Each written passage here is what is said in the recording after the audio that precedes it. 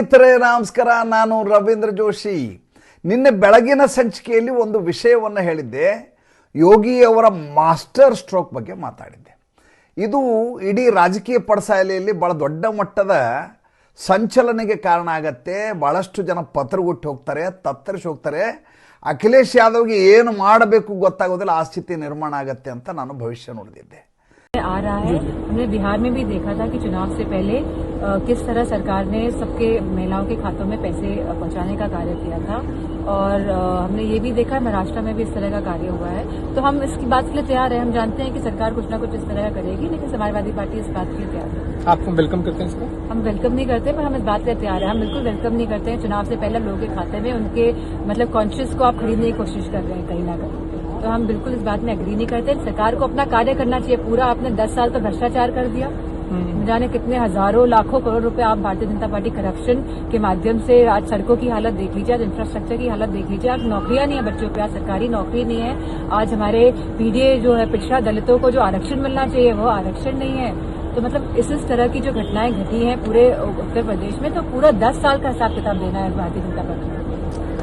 ಈಗ ಆತನ ಪತ್ನಿ ಮಾತನಾಡಿದ್ದಾರೆ. ಆಕೆ ಹೇಳ್ತಾ ಇದ್ದಾರೆ, ಯೋಗಿ ಆದಿತ್ಯನಾಥ್ ಅವರು ಮಹಿಳೆಯರ ಆತ್ಮಾಭಿಮಾನಕ್ಕೆ ಧಕ್ಕೆಯನ್ನು ತರ್ತಾ ಇದ್ದಾರೆ.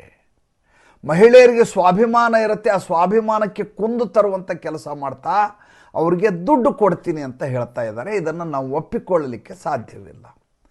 ಎಂಥ ಸಾಚಾ ಹೆಣ್ಮಗಳು ನೋಡ್ರಿ. ಪಾಪ ಮಹಿಳೆಯರ ಆತ್ಮಾಭಿಮಾನದ ಬಗ್ಗೆ, ಅವರ ಆತ್ಮಸಾಕ್ಷಿಯ ಬಗ್ಗೆ, ಅವರ ಸ್ವಾಭಿಮಾನದ ಬಗ್ಗೆ ಇನ್ನಿಲ್ಲದ ಹಾಗೆ ಈಕೆಗೆ ಕಳಕಳಿ.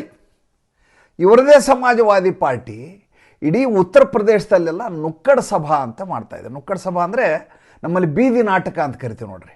ಆ ಬೀದಿ ನಾಟಕಕ್ಕೆ ನುಕ್ಕಡ ಸಭಾ ಅಂತ ಕರೀತಾರೆ. ನುಕ್ಕಡ ಅಂದರೆ ಬೀದಿ ಅಂತ, ಗಲ್ಲಿ ಗಲ್ಲಿನಲ್ಲಿ ಮಾಡ್ಕೊಂಡು ಹೋಗೋದು. ಒಂದಷ್ಟು ಹುಡುಗಿಯರನ್ನು ಕರ್ಕೊಂಬಂದು ಈ ಒಂದು ಬೀದಿ ನಾಟಕವನ್ನು ಬರೆಯಲಾಗಿದೆ. ಆ ಬೀದಿ ನಾಟಕ ಮಾಡ್ಕೊಂಡು ಹೋಗ್ತಾರೆ. ನೋಡಿ, ಆ ಬೀದಿ ನಾಟಕದಲ್ಲಿ ಪಾಲ್ಗೊಳ್ಳುವ ಎಲ್ಲ ನಟಿಯರಿಗೆ, ಕಲಾವಿದರಿಗೆ ಹಸಿರು ಬಣ್ಣದ ಡ್ರೆಸ್ಸನ್ನು ಹಾಕಲಾಗಿದೆ. ಅಂದರೆ ಮುಸಲ್ಮಾನರನ್ನು ಸಂತೃಪ್ತಗೊಳಿಸುವಂಥ ಪ್ರಯತ್ನ. 1000 रुपए की धनराशि हर साल मिलेगी, लेकिन एक को ही मिलेगी। नहीं नहीं नहीं, अगर घर में 3 महिलाएं हैं तो 40,000 40,000 40,000 1,20,000 रुपए मिलेंगे। मतलब सिर्फ ये हमें मिलेंगे या सभी को मिलेंगे, सभी को। और बताऊं, बता। युवाओं को नौकरी मिलेगी। मतलब हमें पकोड़े वकोड़े गिने तलने अरे पड़ेंगे। क्यों तलने पड़ेंगे? जब युवाओं को नौकरी मिलेगी, सरकारी नौकरी मिलेगी, तो पकोड़े क्यों तलेंगे? और यहाँ तक कि जो लैपटॉप पहले बांटे गए थे, साइकिल बांटी गई थी, वो दोबारा से बटेगी। मतलब जो पहले योजनाएं थी हाँ। वो तो मिलेंगी, हाँ। नई भी मिलेंगी, हाँ। और विकास को लेकर बात भी की जाएगी, और सुरक्षा और शिक्षा के लिए नई योजना भी लेकर आएगी समाजवादी क्या बात पार्टी। है। लेकिन सुन, सबके मन में एक सवाल होता है जिस दिन वोट होता है, हाँ। कि हम वोट डालने जाए तो जाए क्यों, हमारे एक वोट से होगा क्या, ये बताने आए हम लोग। तो इसी बात पे गाना हो जाए, एक वोट हो, एक वोट हो, एक वोट हो, एक वोट, एक वोट हो, एक वोट हो, एक वोट हो, एक वोट, एक वोट सरकार गिराए, एक वोट से भैया का। ಲಾಲು ಯಾದವ್ ಕೂಡ ಇದೇ ಕೆಲಸವನ್ನು ಬಿಹಾರ್ನಲ್ಲಿ ಮಾಡಿದ್ದು. ತಮ್ಮ ಮನೆಯ ಗೇಟಿಗೆ ಹಸಿರು ಬಣ್ಣವನ್ನು ಹೊಡ್ಕೊಂಡಂಥ ಮನುಷ್ಯ ಆತ. ಈತ ಕೆಂಪು ಟೊಪ್ಪಿಗೆ ಹಾಕೋತಾನೆ. ಟೋಟಿ ಚೋರು ನಲ್ಲಿ ಕಳು ಮಾಡಿದ್ದೆ ಟೋಟಿ ಚೋರ್ ಅಂತ ಹೆಸರಿದೆ ಅಖಿಲೇಶ್ ಯಾದವ್ಗೆ. ಆದರೆ ಬೀದಿ ನಾಟಕ ಮಾಡುವಾಗ ಅವರ ಡ್ರೆಸ್ ಕೋಡ್ ಏನಂದರೆ ಅವರು ಹಸಿರು ಚೂಡಿದಾರನ್ನು ಹಾಕ್ಕೊಂಡಿರ್ಬೇಕು ಹುಡುಗಿಯರು. ಆಕೆ ಹೇಳ್ತಾಳೆ, ಈ ಬಾರಿ ಚುನಾವಣೆ ಆಗಿಬಿಟ್ರೆ ಒಂದೊಂದು ಮನೆಗೆ 1,20,000 ರೂಪಾಯಿ ಬರುತ್ತೆ ಅಂತ. 1,20,000 ಆಯಂಗೆ, 1,20,000 ಕೈಸಾ ಅಂತ ಇನ್ನೊಬ್ಬಳು ಕೇಳ್ತಾಳೆ. एक औरत को 40,000 हुए तो 3 लोगों के कितना होगा? 1,20,000. ಒಬ್ಬೊಬ್ಬರಿಗೆ 40,000 ಆದ್ರೆ 3 ಜನರಿಗೆ ಎಷ್ಟಾಗತ್ತೆ? 1,20,000. ಒಂದು ಮನೆಗೆ 1,20,000 ಕೊಡ್ತೀವಿ. ಅದಕ್ಕೋಸ್ಕರ ನೀವು ಅಖಿಲೇಶ್ ಬಾಬಾ ಅವ್ರನ್ನ ಆಯ್ಕೆ ಮಾಡಬೇಕು, ಅಖಿಲೇಶ್ ಭಯ್ಯ ಚುನಾವಣೆಯಲ್ಲಿ ಗೆಲ್ಲಬೇಕು ಅಂತ ಇಡೀ ಉತ್ತರ ಪ್ರದೇಶದಾದ್ಯಂತ ಕೋಟ್ಯಾಂತರ ರೂಪಾಯಿ ಖರ್ಚು ಮಾಡಿ ಈ ರೀತಿಯ ಗುಂಪುಗಳನ್ನು ಮಾಡಿ ಕಳೆದ 6 ತಿಂಗಳಿಂದ ಓಡಾಡಿಸ್ತಾ ಇದ್ದಾನೆ ಅಖಿಲೇಶ್ ಯಾದವ್. ನಾನು ಈ ನುಕ್ಕಡ ಸಭಾ ಬೇಕಾದಷ್ಟು ನೋಡಿದ್ದೆ. ನನಗೆ ಅವಾಗ ಭಾಳ ದೊಡ್ಡ ಟೆನ್ಷನ್ ಆಗಿತ್ತು. ಏನಂದರೆ ಯೋಗಿ ಆದಿತ್ಯನಾಥ್ ಎಷ್ಟೇ ಕೆಲಸ ಮಾಡಿರಲಿ ಒಂದಷ್ಟು ಜನರಿಗೆ ಅವ್ರ ಬಗ್ಗೆ ಅಸಮಾಧಾನ ಇರುತ್ತೆ. ಒಂದು. ಎರಡನೇದು, ಈ ರೀತಿ ದುಡ್ಡು ಕೊಟ್ಟಾಗ, ರೊಕ್ಕ ಕೊಟ್ಟ ತಕ್ಷಣ ಜನ ತಮ್ಮ ಆತ್ಮಸಾಕ್ಷಿಯನ್ನು ಬೇರೆ ಬೇಕಾದರೂ ಮಾರ್ಕೊಂಡ್ಬಿಡ್ತಾರೆ. ಆ ಸ್ಥಿತಿಯಲ್ಲಿ ಇವತ್ತು ಚುನಾವಣಾ ಪ್ರಕ್ರಿಯೆ ನಡೀತಾ ಇರುವಂಥ ಕಾಲಘಟ್ಟದಲ್ಲಿದ್ದೀವಿ ನಾವು. ಹಗಲು ರಾತ್ರಿ ಈ ಕಡೆ ಯೋಗಿ ಕೆಲಸ ಮಾಡೋದು, 40,000 ರೂಪಾಯಿ ರೊಕ್ಕ ಕೊಟ್ಟು ಈತ ಗೆದ್ಕೊಂಡ್ಬಿಟ್ರೆ ಮುಂದೆ ಕತೆ ಏನು? ಕರ್ನಾಟಕದಲ್ಲಿ ಆಗಿದ್ದದೆ ಒಂದು ಹಂತದಲ್ಲಿ ಬಿಟ್ಟಿ ಭಾಗ್ಯಗಳು ಭಾಳ ದೊಡ್ಡ ಮಟ್ಟದ ಕೆಲಸ ಮಾಡಿದ್ವು ಕಳೆದ ಬಾರಿ ಚುನಾವಣೆಯಲ್ಲಿ. ಭಾರತೀಯ ಜನತಾ ಪಾರ್ಟಿ ಬಗ್ಗೆ ಇನ್ನಿಲ್ಲದ ಹಾಗೆ ರೋಸಿ ಹೋಗಿದ್ರು ಜನ. ಆ್ಯಂಟಿ ಇನ್ಕಮನ್ಸಿ ಇತ್ತು, ಇವರ ದೌರ್ಜನ್ಯ ದಬ್ಬಾಳಿಕೆ ಬೇಸರಾಗಿ ಹೋಗಿತ್ತು, ಆಲ್ಟರ್ನೇಟಿವ್ ಬೇಕಾಗಿತ್ತು ಒಂದು ಮಾತು. ಆದರೆ ಬಿಟ್ಟಿ ಭಾಗ್ಯವನ್ನು ಡಿ ಕೆ ಶಿವಕುಮಾರ್ ಗ್ಯಾರಂಟಿ ಅಂತ ಮನೆ ಮನೆ ಹೋಗಿ ಸೈನ್ ಮಾಡಿಸಿದ್ದು ಭಾಳ ದೊಡ್ಡ ಮಟ್ಟದ ಕೆಲಸ ಮಾಡ್ತೀವಿ. ಹಾಗೆ ಈ ಅಖಿಲೇಶ್ ಯಾದವ್ ಏನಾದರೂ 40,000 ರೂಪಾಯಿ ಕೊಟ್ಬಿಟ್ರೆ ಯೋಗಿ ಕತೆ ಏನೋ ಅನ್ನುವಂಥ ಟೆನ್ಷನ್ ನನಗೆ ಕಾಡ್ತಾ ಇತ್ತು.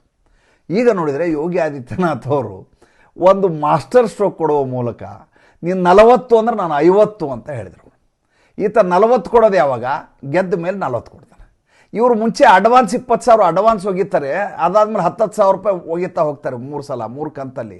ಯಾರು ಹತ್ತಿರ ಜನ ಹೋಗ್ತಾರೆ, ಯಾರು ಇವತ್ತು ಸಿಗತ್ತೋ ಅದ್ರ ಬಗ್ಗೆ ಆಲೋಚನೆ ಮಾಡ್ತಾರೆ, ಮುಂದೆ ಬರೋ 30,000 ರೂಪಾಯಿ ಬಗ್ಗೆ ಆಲೋಚನೆ ಮಾಡ್ತಾರೆ. ಜೊತೆಗೆ 2 ಟರ್ಮ್ 10 ವರ್ಷಗಳ ಕಾಲ ಕೆಲಸ ಮಾಡಿದ್ದನ್ನು ನೋಡ್ತಾರೆ. ಎದುರುಗಡೆ ಯಾರೂ ಇರಲಿಕ್ಕೆ ಸಾಧ್ಯ ಆಗೋದಿಲ್ಲ. ಇದು ಅಖಿಲೇಶ್ ಯಾದವ್ಗೆ ಭಾಳ ದೊಡ್ಡ ತಲೆನೋವಾಗಿ ಪರಿಣಮಿಸಿದೆ. ನನಗೆ ಇದಕ್ಕಿಂತ ಅಪಾಯಕಾರಿ ಅನಿಸಿದ್ದೆ ಏನಂದರೆ, ಇವರ ಕಾಕ ಇದ್ದಾನಲ್ಲ ಶಿವಪಾಲ್ ಯಾದವ್ ಒಂದು ಮಾತನ್ನು ಹೇಳ್ದ. ನಾನು ನಿನ್ನೆ ಅವನ ಬಗ್ಗೆ ಮಾತಾಡಿದ್ದೀನಿ. ಇನ್ನೊಂದು ಮಾತನ್ನು ಹೇಳ್ದವನು ಏನಂದರೆ, ಯೂನಿವರ್ಸಿಟಿ ಕಟ್ಟಿದಾರಲ್ಲ, ಜೋಹರ್ ಯೂನಿವರ್ಸಿಟಿ ಅಂತ ಕಟ್ಟಿದಾರಲ್ಲ ಆಜಮ್ ಖಾನ್, ಇದು ಕೌಂಟ್ರ್ ಕೊಟ್ಟಿದ್ದು ಇವತ್ತು ಯೋಗಿ ಆದಿತ್ಯನಾಥ್ ಚೆನ್ನಾಗಿ ಕೌಂಟ್ರ್ ಕೊಟ್ಟರು. ನಿನ್ನೆ ಯೋಗಿ ಆದಿತ್ಯನಾಥ್ ಅವರು ಯಾವಾಗ ಶಿವಪಾಲ್ ಯಾದವ್ ಆಜಮ್ ಖಾನನ್ನು ಗೃಹ ಸಚಿವನನ್ನಾಗಿ ಮಾಡ್ತೀನಿ ಅಂದ ತಕ್ಷಣ ಅವ್ರು ಹೇಳ್ತಾರೆ, ಯಾರು ಈ ದೇಶವನ್ನು ವಿಭಜನೆ ಮಾಡಿದನೋ ಅಂಥ ದೇಶದ್ರೋಹಿ ಹೆಸರಿನಲ್ಲಿ ಯೂನಿವರ್ಸಿಟಿ ನಡೆಸ್ತಾ ಇರುವಂಥ ವ್ಯಕ್ತಿಯನ್ನು ಗೃಹ ಸಚಿವನನ್ನಾಗಿ ಮಾಡ್ತೀನಿ ಅಂತ ಹೇಳ್ತಾ ಇದ್ದಾರೆ. ಇಂಥವ್ರ ಕೈಗೆ ಅಧಿಕಾರ ಕೊಡ್ತೀರೇನ್ರಿ ಅಂತ ಒಂದು ದೊಡ್ಡ ಜನಯಾತ್ರೆಯಲ್ಲಿ ಯೋಗಿ ಆದಿತ್ಯನಾಥ್ ಹೇಳ್ಬಿಟ್ರು. ಜೋಹರ್ ಯೂನಿವರ್ಸಿಟಿಯ ಮಜಾ ನೋಡ್ರಿ. ಜೋಹರ್ ಯೂನಿವರ್ಸಿಟಿ ಇದೆಯಲ್ಲ, ಅದೆಲ್ಲ ಸರ್ಕಾರಿ ಜಮೀನು, ಬಡವರ ಜಮೀನನ್ನು ಕಿತ್ತಿ ಆಜಮ್ ಖಾನು ತನ್ನ ಅಧಿಕಾರದ ದರ್ಪವನ್ನು ಬಳಸಿ ಮಾಡಿದಂಥ ಯೂನಿವರ್ಸಿಟಿ ಅದು. ಅದಕ್ಕೆ ಮೌಲಾನಾ ಮೊಹಮ್ಮದ್ ಅಲಿ ಜೋಹರ್ ಯೂನಿವರ್ಸಿಟಿ ಅಂತ ಅದರ ಹೆಸರು. ಆ ಯೂನಿವರ್ಸಿಟಿ ಒಳಗಡೆ 2 ಮಸೀದಿ ಇದ್ದಾವೆ. ಎಲ್ಲಾದರೂ ಯೂನಿವರ್ಸಿಟಿ ಒಳಗೆ ದೊಡ್ಡ ದೊಡ್ಡ ಮಸೀದಿ, ಸಣ್ಣ ಮಸೀದಿ ಅಲ್ಲ, ಬೇಕಾದ್ರೆ ಇಲ್ಲಿ ಫೋಟೋ ತೋರಿಸ್ತೇನೆ ನೋಡ್ರಿ ನೀವು. ಅಂಥ ಮಸೀದಿಯನ್ನು ಇಟ್ಕೊಂಡಿರ್ತಾರೆ.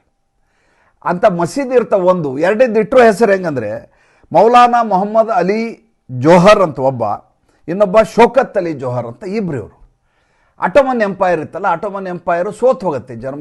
ಫಸ್ಟ್ ವರ್ಲ್ಡ್ ವಾರ್ ಸಂದರ್ಭದಲ್ಲಿ ಅಟೋಮನ್ ಎಂಪೈರ್ 600 ವರ್ಷಗಳಂತ ಅಟೋಮನ್ ಎಂಪೈರ್ ಸೋತ್ ಹೋಗುತ್ತೆ.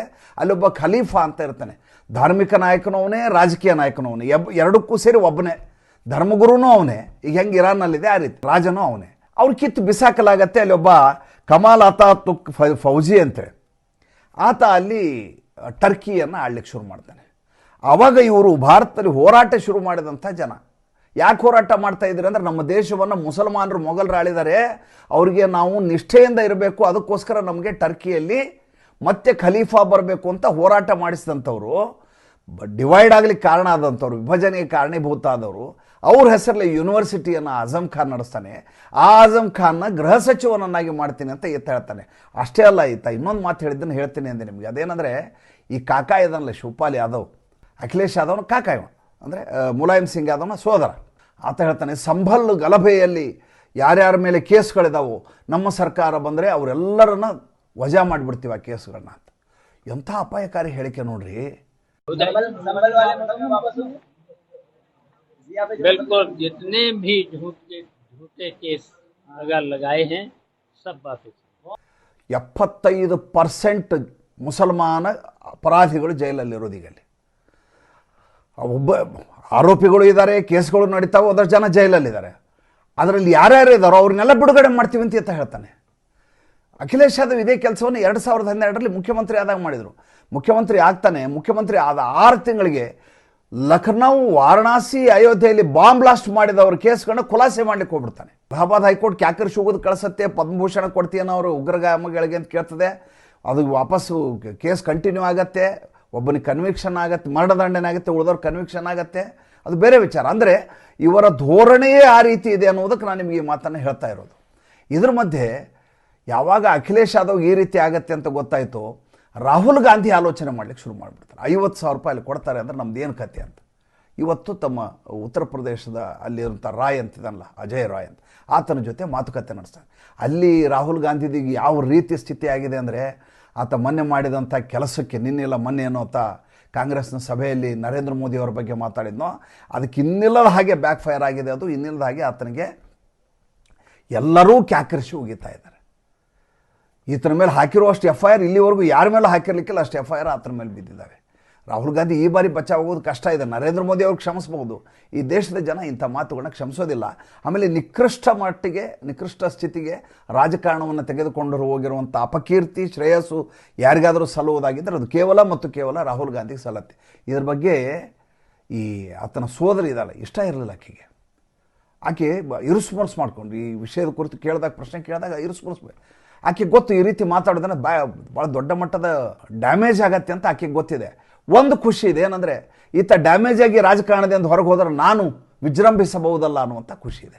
ಈ ಮಧ್ಯೆ ಭಾಳ ಇಂಟ್ರೆಸ್ಟಿಂಗ್ ಆದಂಥ ಇನ್ನೊಂದು ಇಂಟರ್ನ್ಯಾಷನಲ್ ಅಫೇರ್ ನಿಮ್ಗೆ ಹೇಳಬೇಕು. ನಿನ್ನೆ ನಫ್ತಾಲಿ ಬೆನೆಟ್ ಮತ್ತು ಬೆಂಜಮಿನ್ ನೆತನ್ಯಾಹು ಅವರು ಹೇಗೆ ಇಸ್ರೇಲ್ನಲ್ಲಿ ಯುದ್ಧ ಮಾಡಿದರು, ಹಮಾಸ್ ಉಗ್ರರ ಮೇಲೆ ಯುದ್ಧ ಮಾಡಿದರು, ಜೊತೆ ಸೇರಿ ವಿಪಕ್ಷದವರು ಮತ್ತು ಆಡಳಿತ ಪಕ್ಷದವರು ಯುದ್ಧ ಮಾಡಿದರು. ಅಲ್ಪಮತದ ಸರ್ಕಾರ ಇದ್ದರು, ಬೆಂಜಮಿನ್ ನೆತನ್ಯಾಹುಗೆ ನಫ್ತಾಲಿ ಬೆನೆಟ್ ಹೆಂಗೆ ಸಪೋರ್ಟ್ ಮಾಡ್ದ ಅಂತ ನಿನ್ನೆ ಬೆಳಗಿನ ಸಂಚಿಕೆಯಲ್ಲಿ ಹೇಳಿದೆ. ಇವತ್ತೊಂದು ಬೆಂಜಮಿನ್ ನೆತನ್ಯಾಹು ಸ್ಟೇಟ್ಮೆಂಟ್ ಕೊಟ್ಟಿದ್ದಾರೆ. ಯುನೈಟೆಡ್ ಕಿಂಗ್ಡಮ್ ಇಸ್ಲಾಮಿಕ್ ರಾಷ್ಟ್ರ ಆಗುವುದು ದಿನ ದೂರ ಇಲ್ಲ, ಹಾಗಾಗಿದ್ದೇ ಆದರೆ ಅದು ಮೊಟ್ಟ ಮೊದಲ ನ್ಯೂಕ್ಲಿಯರ್ ಇಸ್ಲಾಮಿಕ್ ಕಂಟ್ರಿ ಆಗಲಿದೆ ಅಂತ. ಈ ಶಬ್ದಗಳ ಅರ್ಥ ಮಾಡ್ಕೋಬೇಕು. ಯಾರೂ ಇದನ್ನು ಗಮನಿಸಲ್ಲ, ಯಾವ ಪೇಪರ್ ಅವರು ಬರೆದಿಲ್ಲ.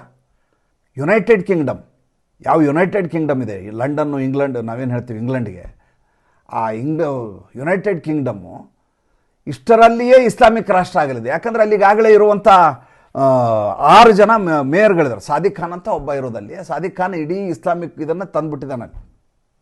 6 ಜನ ಇದ್ದಾರೆ. 6ರಲ್ಲಿ 3 ಜನ ಮುಸಲ್ಮಾನರಿದ್ದಾರೆ ಗ್ರೇಟರ್ ಲಂಡನ್ನಲ್ಲಿ. ಇನ್ನು ಈ ಕೆಂಟನ್ನಲ್ಲಿ ಒಬ್ಬ ಮೇಯರ್ ಇದ್ದಾನೆ. ಆತ ಇಂಗ್ಲೀಷ್ನಲ್ಲೂ ಕೂಡ ಭಾಷಣ ಮಾಡಲ್ಲ, ಉರ್ದುನಲ್ಲಿ ಭಾಷಣ ಮಾಡ್ತಾನೆ. ಆ ಸ್ಥಿತಿ ಅಲ್ಲಿದೆ. ಅದಕ್ಕೆ ಅವ್ರು ಹೇಳ್ತಾರೆ ಇದು ಇಸ್ಲಾಮಿಕ್ ಕಂಟ್ರಿ ಆಗತ್ತೆ. ಇಸ್ಲಾಮಿಕ್ ಕಂಟ್ರಿ ಆಗತ್ತೆ ಅಂತ ಹೇಳಿದ್ರೆ ನಮ್ಗೆ ದೊಡ್ಡ ಆಶ್ಚರ್ಯ ಆಗಲ್ಲ. ನಮ್ಗೆ ಗೊತ್ತಿದೆ ಅಲ್ಲಿರುವಂಥ ಗ್ರೂಮಿಂಗ್ ಗ್ಯಾಂಗ್ ಯಾವ ರೀತಿ ಕ್ರೈಸ್ತ ಬಾಲಕಿಯರ ಮೇಲೆ ಅತ್ಯಾಚಾರ ಮಾಡ್ತಾ ಇದೆ, ಹೇಗೆ ಅವ್ರು ಬಚಾವಾಗ್ತಾ ಇದ್ದಾರೆ, ಹೇಗೆ ದಾದಾಗಿರಿ ಮಾಡ್ತಾ ಇದ್ದಾರೆ ಅಂತ ನಿಮಗೆಲ್ಲ ಗೊತ್ತು. ವಿಷಯಗಳು ಹೇಳಿದ್ದೀವಿ. ವಿಷಯ ಅದಲ್ಲ, ವಿಷಯ ಇದು ನ್ಯೂಕ್ಲಿಯರ್ ಪವರ್ ಆಗಿರುವಂಥ ಇಸ್ಲಾಮಿಕ್ ರಾಷ್ಟ್ರ ಆಗತ್ತೆ ಅಂದರೆ ಹಾಗಾದ್ರೆ ಪಾಕಿಸ್ತಾನ ಏನು? ಅಲ್ಲಿಗೆ ಒಂದು ವಿಷಯ ದಿಟ, ನರೇಂದ್ರ ಮೋದಿ ಒಂದು ತೀರ್ಮಾನವನ್ನು ಮಾಡಿದರು. ಏನಂತಂದರೆ ಸರ್ಜಿಕಲ್ ಸ್ಟ್ರೈಕ್ ಮಾಡುವಾಗ, ಅದಾದಮೇಲೆ ಆಪರೇಷನ್ ಸಿಂಧೂರ್ ಮಾಡುವಾಗ ಯಾವಾಗ ಬ್ಲ್ಯಾಕ್ ಮೇಲ್ ಮಾಡ್ತಾಯಿತ್ತು ಪಾಕಿಸ್ತಾನ. ನಮ್ಮ ಹತ್ರ ಏನು ಬಾಂಬ್ಗಳಿಲ್ವಾ, ನಾವು ಬಾಂಬ್ ಹಾಕಿಬಿಡ್ತೀವಿ ನಿಮ್ಮ ಮೇಲೆ, ಪಾಪಾವ್ KG 18 ಬಾಂಬ್ಗಳಿದ್ದಾವೆ ಅಂತೇನು ಹೇಳ್ಕೊಂಡು ಓಡಾಡ್ತಾಯಿದ್ರು. ಅದನ್ನು ಮೀರಿ ನರೇಂದ್ರ ಮೋದಿಯವರು ಯುದ್ಧ ಮಾಡ್ತಾರೆ, ಸರ್ಜಿಕಲ್ ಸ್ಟ್ರೈಕ್ ಮಾಡ್ತಾರೆ. ಏಕೆಂದರೆ ಅವರಿಗೆ ಖಚಿತವಾಗಿ ಗೊತ್ತಿತ್ತು ಪಾಕಿಸ್ತಾನದ ಬಳಿ ಪರಮಾಣು ಅಸ್ತ್ರಗಳಿಲ್ಲ, ಬರೀ ಸುಳ್ಳು ಹೇಳ್ಕೊಂಡು ಓಡಾಡ್ತಾ ಇದೆ. ಹಾಗಾದರೆ ಕಿರಾಣ ಪರ್ವತದಲ್ಲಿ ಬ್ಲಾಸ್ಟ್ ಆಯಿತು ಅಂತೆಲ್ಲ ಮಾತಾಡಿದ್ವಲ್ಲ, ಯಾರ್ದದು? ಅದು ಅಮೇರಿಕಾ ತಂದು ಇಲ್ಲಿ ಪಾಕಿಸ್ತಾನದ ಅಡಗುದಾಣದಲ್ಲಿ ಶಿಖರದ ಮಧ್ಯೆ ತಂದಿಟ್ಟಿದೆ. ಯಾವಾಗ ಆಪರೇಷನ್ ಸಿಂಧೂರ್ ಆಯಿತು ಆವಾಗ ತತ್ತರಿಸಿ ಹೋಗಿದ್ದು ಪಾಕಿಸ್ತಾನ ಅಲ್ಲ, ಅಮೇರಿಕಾ.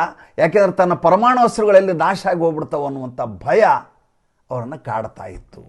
ಭಾಳಷ್ಟು ಜನರಿಗೆ ಇದು ಗೊತ್ತೇ ಇಲ್ಲ ಯಾಕೆ ಹಿಂಗಾಯಿತು ಅಂತ.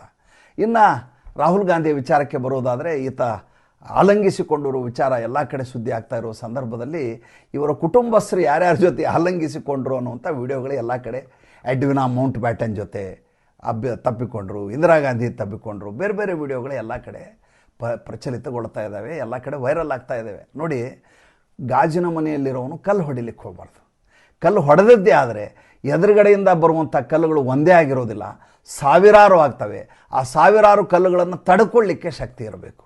ರಾಹುಲ್ ಗಾಂಧಿ ಪ್ರತಿ ಬಾರಿ ಇದೇ ರೀತಿಯಾದಂಥ ಬಂದೂಕಿನಿಂದ ಗುಂಡು ಹೊಡಿಲಿಕ್ಕೆ ಹೋಗ್ತಾರೆ, ವಾಪಸ್ ಮಿಸ್ಫೈರ್ ಆಗಿ ಹೊರಟು ಹೋಗ್ತಾರೆ. ಈ ಇಶ್ಯೂಗಳಿದಾವಲ್ಲ, ಈ ಬಾರಿಯ ಒಟ್ಟು ಚಳಿಗಾಲ ಮಾನ್ಸೂನ್ ಅಧಿವೇಶನ ನಮಗೆ ತುಂಬ ಬೇಸರ ಕೊಟ್ಟಂಥ ವಿಚಾರ.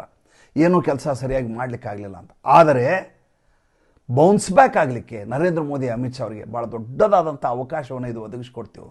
ಜೊತೆಗೆ ಯಾವಾಗಲೂ ನೆನ್ಪಿಟ್ಕೊಳ್ಳಿ, ನರೇಂದ್ರ ಮೋದಿಯವರ ಸರ್ಕಾರ ತಿದ್ದಿಕೊಳ್ಳುವುದರಲ್ಲಿ ಭಾಳ ನಿಪುಣನಾದಂಥ ವ್ಯವಸ್ಥೆ ಅವ್ರದ್ದು. ಗೆದ್ದಾಗಲೂ ಅದರ ಆತ್ಮವಿಮರ್ಶೆ ಮಾಡ್ಕೋತಾರೆ, ಸೋತಾಗಲೂ ಆತ್ಮವಿಮರ್ಶೆ ಮಾಡ್ಕೋತಾರೆ. ಪಶ್ಚಿಮ ಬಂಗಾಳದ ಚುನಾವಣೆಯಲ್ಲಿ ಅಷ್ಟೊಂದು ಸೀಟುಗಳು ಬರ್ತಾವಂತ ನಿರೀಕ್ಷೆ ಇರಲಿಲ್ಲ. ಗೆಲ್ಲುತ್ತಾರೆ ಅಂತ ಗೊತ್ತಿತ್ತು. 200 ಚಿಲ್ಲರೆ ಸೀಟು ಬರ್ತಾವಂತ ಗೊತ್ತಿರಲಿಲ್ಲ. 200 ಚಿಲ್ಲರೆ ಸೀಟು ಬಂದ ಕೂಡಲೇ ಅವರು ವಿಜೃಂಭಿಸಲಿಕ್ಕೆ ಹೋಗಲಿಲ್ಲ. ಎಲ್ಲಿ ಗೆದ್ದಿದ್ದೇವೆ, ಹೇಗೆ ಗೆದ್ದಿದ್ದೇವೆ ಅದರ ರಿಪೋರ್ಟ್ ಕೊಡುವಂಥ ನರೇಂದ್ರ ಮೋದಿ ಮತ್ತು ಅಮಿತ್ ಶಾ ಕೇಳ್ತಾರೆ. ಅಮಿತ್ ಶಾನೇ ಅವಾಗ ಸೇನಾಪತಿ ಇದ್ದದ್ದು. ಪಶ್ಚಿಮ ಬಂಗಾಳದಲ್ಲಿ 1.5 ತಿಂಗಳು ಹೋಟೆಲ್ ರೂಮ್ ಮಾಡ್ಕೊಂಡಿದ್ರು. ಅಂದರೆ ತಿದ್ದುಕೊಳ್ಳುವುದರಲ್ಲಿ ನಿಪುಣರಾದಂಥ ವ್ಯಕ್ತಿಗಳು. ಆದರೆ ಪ್ರತಿ ಬಾರಿಯೂ ಮುಗ್ಗರಿಸಿ ಬೀಳೋರು ಯಾರು ಅಂದರೆ again the same Rahul Gandhi. ಮತ್ತು ಮುಂದಿನ ಸಂಚಿಕೆಯಲ್ಲಿ ಹೊಸ ವಿಷಯದೊಂದಿಗೆ ಬರ್ತೀನಿ. ಸಂಚಿಕೆ ಇಷ್ಟ ಆದರೆ ಲೈಕ್ ಮಾಡಿ, ಫಾಲೋ ಮಾಡಿ, ಶೇರ್ ಮಾಡಿ.